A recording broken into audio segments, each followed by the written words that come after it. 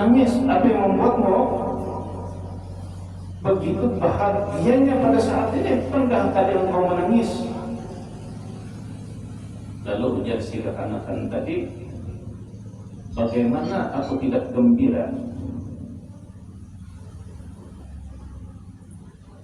Bagaimana aku tidak senang apabila dia menjadi orang tua angkatku adalah Rasulullah sallallahu alaihi wasallam. Hati siapa yang kada bersyukur, hati siapa yang kada himu, hati siapa yang tidak gembira di saat yang menjadi orang tua angkatnya adalah manusia terbaik Rasulullah sallallahu alaihi wasallam.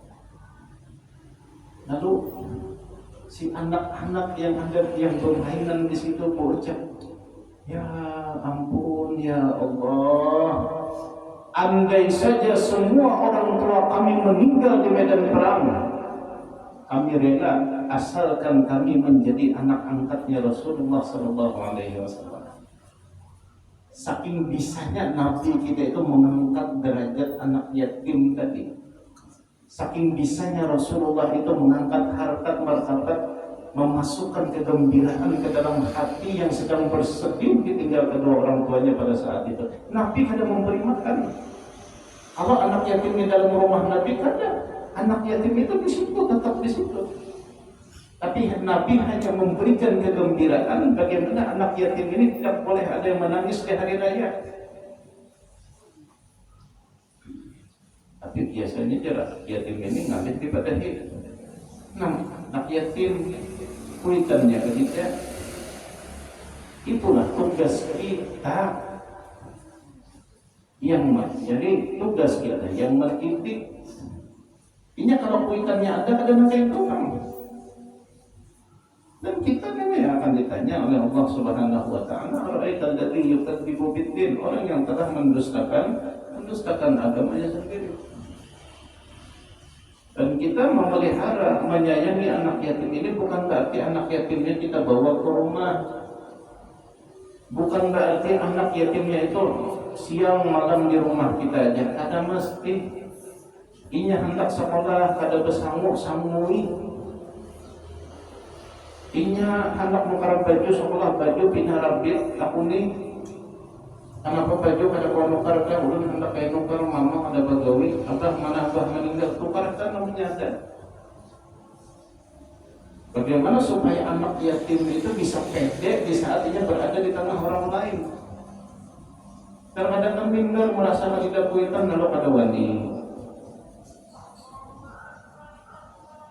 Jadi namanya menyayangi tadi itulah bukan artinya ada di rumah itu kada. Artinya kita perhatikan, kita sayangi. Kenapa? Karena mereka ini adalah orang-orang yang berpotensi tertindas di masyarakat. Jadi kita yang membela.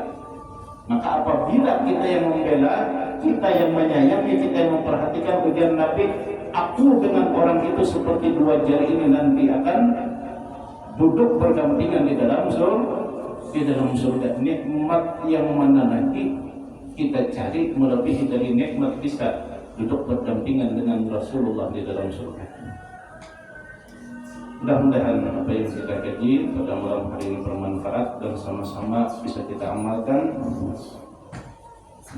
Jadi terkadang bahasa kita inilah memuliakan anak yatim.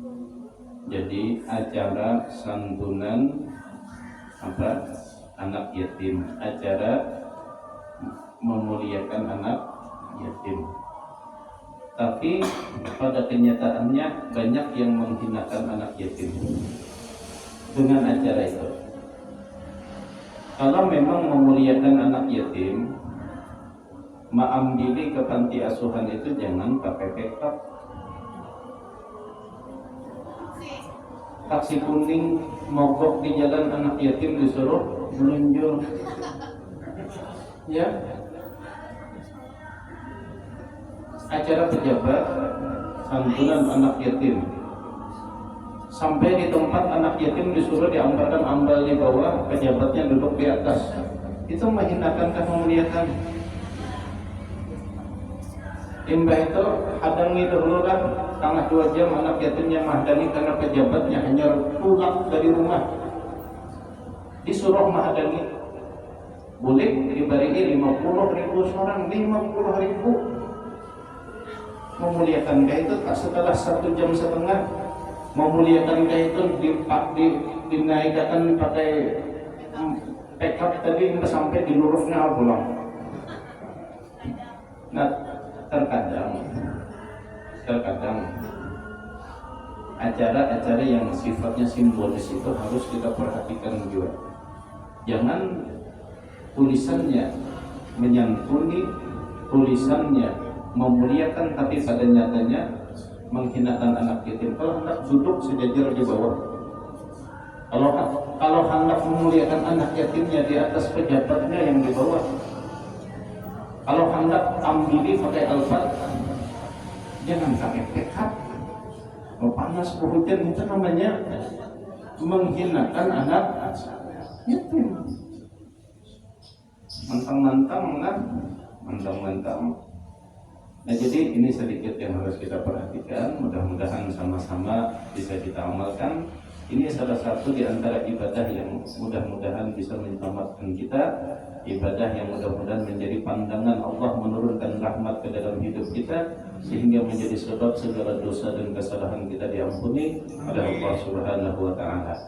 Sebelum kita tutup, kita niatkan baca Fatihah 4 untuk kedua orang tua kita, untuk sanak saudara, kerabat, dan untuk orang-orang yang pernah duduk bersama kita di tempat ini. Mudah-mudahan Allah ampuni segala dosa dan kesalahannya, Allah angkat derajatnya, Allah turunkan rahmat.